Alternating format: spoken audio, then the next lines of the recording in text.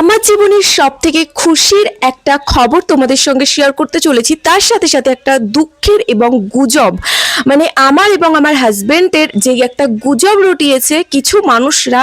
তো সেই বিষয়ে আমি তোমাদেরকে পুরো ক্লিয়ারভাবে এই কথাগুলো আমি বলবো, এবং নেক্সট টাইম আমার মনে হয় না এই কথাগুলো শুনে আমাকে কেউ এই ধরনের কোশ্চেন করবে, কিংবা আমার বাড়ির লোককে এই ধরনের কোশ্চেন তোমরা করবে।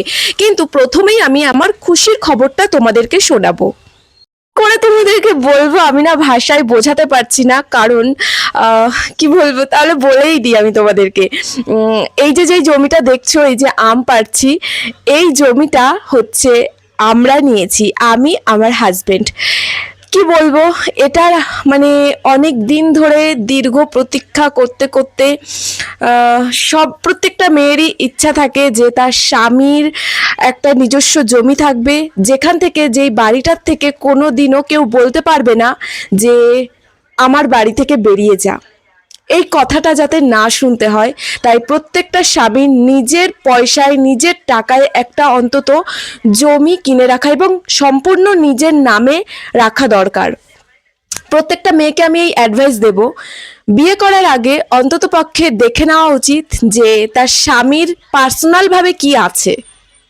আর সব থেকে মেইন যে কথাটা, সেটা আমার বলে রাখা দরকার, আমি বুক ফুলিয়ে বলতে পারবো যে আমার স্বামী রক্ত জল করার টাকায় এই জমিটা আমরা কিনেছি দুজনা মিলে এবং দুজনের কষ্টে।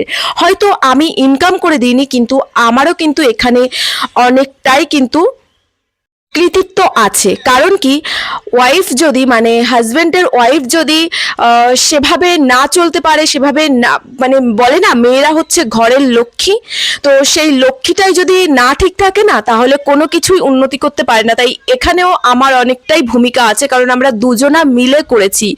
তাই বলবো, যারা গুজব রটাচ্ছ না, যারা এক পক্ষের কথা শুনে যেই কথাগুলো বলছো যে আমরা এখান থেকে নিয়েছি বা কেউ আমাদের সাহায্য করেছে, তাই এই কথাগুলো নেক্সট টাইম আমার অন্ততপক্ষে আমার সামনে বলতে আসবে না। মানে ভেবেছিলাম কথাগুলো বলবো না, কিন্তু যখনই ভাবছি যে নিজেদের টাকায়, নিজেদের পরিশ্রমের টাকায় যখন এই আমরা একটা কাজ করেছি, সেখানে অন্য কেউ কেন অন্য কথা বলবে, তাই সেটা আমি বলতে, মানে এই কথাটা ক্লিয়ার করতে বাধ্য হলাম যে আমার বরের টাকা, আমি বুক ফুলিয়ে বলবো যে আমার বরের টাকা দিয়ে আমরা জমি কিনেছি।